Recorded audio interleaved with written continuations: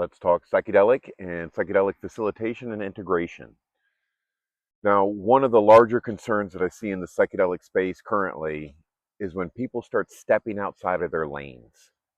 And what I mean by that is facilitators trying to act like therapists, or even therapists trying to act like facilitators without the proper training. Now, both sides can create problems and even put people at risk. Let's start with facilitators acting like therapists.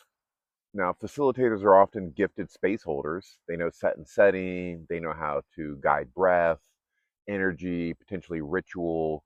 But what they might not be trained in is to navigate deep trauma once it's activated.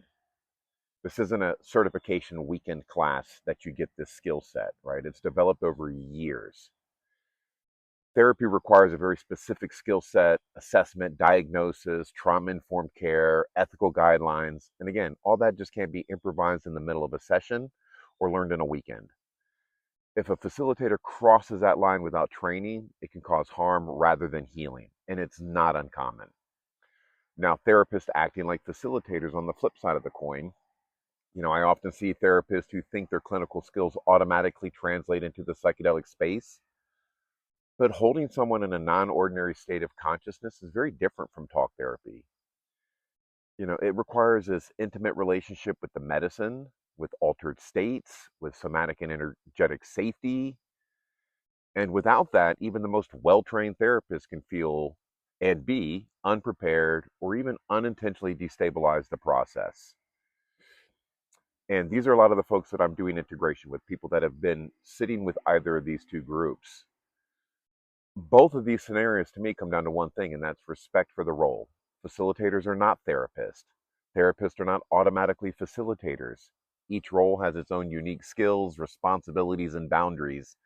And when we blur those lines, participants are the ones that suffer. Get training is the moral of this story. So my message is simple. Again, get training, but know your lane. If you're a facilitator, don't pretend to be a therapist. And it's okay that you don't have every skill set on the planet, right? Don't step into facilitation without training if you're a therapist. Instead of overreaching, let's learn to collaborate. And, when we stay grounded in our strengths and we work together, again, collaborate, people get the safest and most transformative experience possible.